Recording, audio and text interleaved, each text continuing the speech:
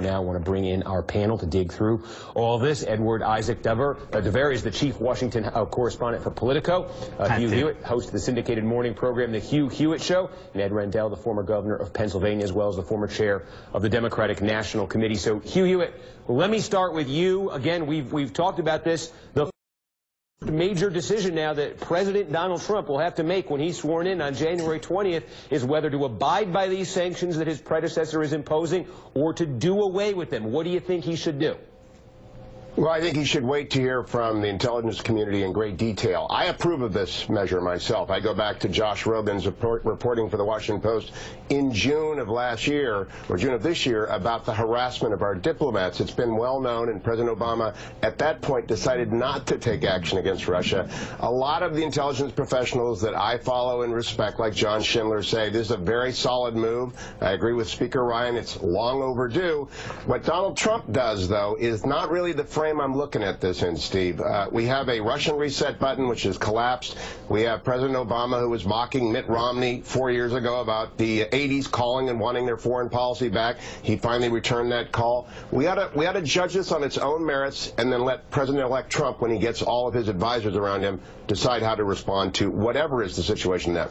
And Ed Rendell, how about you from your standpoint? I mean, it seems to me, just looking at this again, we've talked about this in the last block. 22 days from now, Donald Trump becomes president. The Obama administration certainly could have compiled all of the evidence, all of the materials it now has, plus further information. Apparently that will be forthcoming, they're saying, and presented it to Donald Trump at the end of their term and said, hey, you make a decision, you're the new president. Instead, they chose to do this now. Do you think that shows a lack of faith on the Obama administration's part that Donald Trump would take this seriously?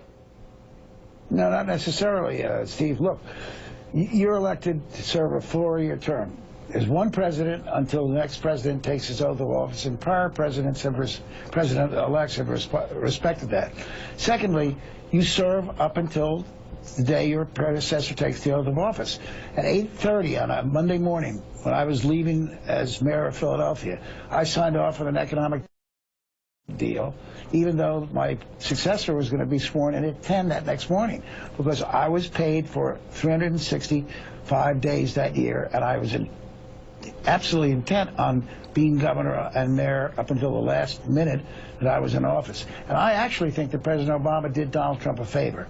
If he had passed this on to Donald Trump, all the information, and said, you make the decision, then Trump's first decision vis-a-vis Russia would have had to be to impose sanctions for some of the reasons that you just said, and for the fact that the intelligence community, CIA, FBI, Homeland Security, was uniform in their opinion that Russia was responsible for trying to disrupt our election.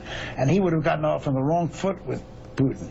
Here he can let these sanctions stand, say they were done by President Obama, but President Putin, let's look ahead and let's build a new relationship. Well, Isaac, let me bring you in, because you've written this week an interesting piece about why Donald Trump has felt perturbed, I guess you could say, by some of the things President Obama has been saying. Here's the headline: what's really bugging Trump about Obama? You talk about, for instance, Barack Obama saying maybe he would have won the election if he'd been running against Trump, what he's been doing, what the Obama administration's been doing with Israel. Just heard Ed Rendell saying, hey, look, Barack Obama's doing Donald Trump a favor here. Is that how Donald Trump's going to see this?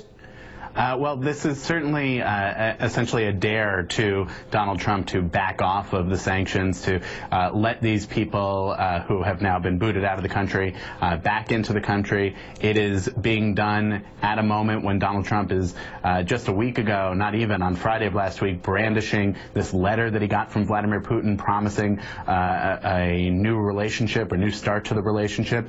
And Obama is saying, no, this is the relationship is this. The Russians were involved in hacking the election, or hacking into email accounts that were obviously involved with the election, and putting it public in a way that had an effect on what was going on in the campaign.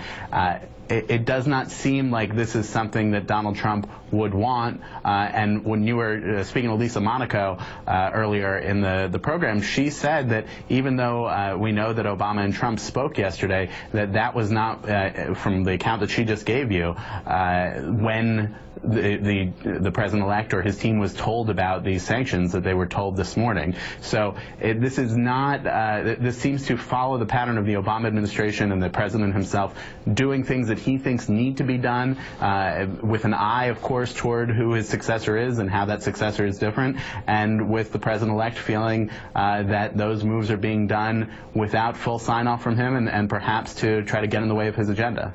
Ed Rendell, I want to ask you about something Ted Yoho, Republican congressman, said earlier in this show. He said he thinks there's politics at work here, that Democrats don't want to fully confront the fact that they lost the election in November. They are looking in part to blame this on external interference, to blame this on Russia. Is there an aspect of that Democrats are overplaying what happened here because it says, hey, Hillary Clinton didn't really lose, the Russians beat her? No, I mean, let's focus on something. And I go back to what you said. It is crucially important that we protect the efficiency and efficacy of our electoral system. It's what makes us different than almost any other country in the world. This is serious business, and the president had to do what he did, and what he did sounds to me to be very appropriate. We'll know more as things roll out. But it's a decision that had to be made. If Barack Obama wanted to play politics, the day after FBI Director Comey made his first declaration, he would have held a press conference and said, the CIA believes that Russia is hacking the election, trying to favor Donald Trump's victory. He didn't do that because he believed it was not right to that close to influence the election. Had FBI Director Comey stuck to the same standard, we may have had a different result.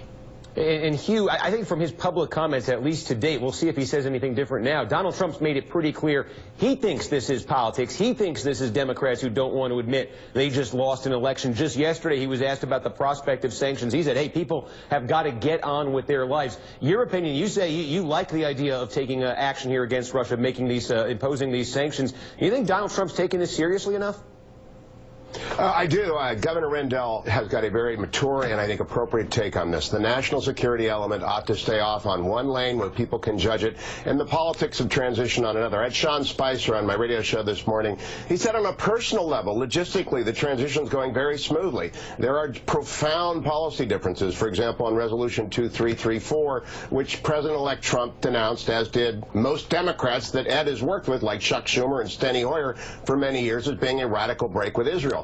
The headline you read, Steve, at the beginning of this segment, Russia and Turkey are negotiating the ceasefire in Syria. We have been blocked out of Syria. We've been thrown out of the Middle East by Russia. Donald Trump faces a huge challenge. It's got nothing to do with Barack Obama's failures, though they are many, and we could talk about them forever. I think the reset that's coming on the 20th will be complete. I just don't know how it's going to impact Russia. Yeah, and Isaac, from the standpoint of the Obama administration, the Obama White House, how it is handling, how it views the transition, how do they assess? I mean, we see Donald Trump yesterday. He was upset in the morning. He spoke with the president. Everything seemed resolved by the end of the day. How's the White House looking at this? Well, look, there is an agreement between the Trump team and the Obama team that actually a lot of the transition stuff is going very well. The chief of staff for the White House currently, Dennis McDonough, is in contact with Reince Priebus, who will soon be the chief of staff under President-elect Trump. Other White House officials, senior officials, have been feeling that. Some griping among the Trump team of some problems that they say unspecified with some of the agencies and different departments, but overall they're pretty happy about it. And that being said, there is frustration among a lot of people close to Obama to see Donald Trump, what they think is picking at trouble, using Twitter and some of his other public comments to flare up problems with Obama, whom they think has done a very good job here. Of course, Trump's team would respond to that and say, well, Barack Obama was the one who went and talked to his old political advisor, David Axelrod, about how he would have beaten Donald Trump. So it's not like this is done without anybody on either side having something to complain about. Okay, again, 22 days. 22 days from now, we will have that formal transfer of power, but obviously now there is a major item that's going to be near or at the top of Donald Trump's list, and that is what to do with these sanctions the Obama administration is imposing in its final days. As Isaac Dovere, former Governor Ed Rendell.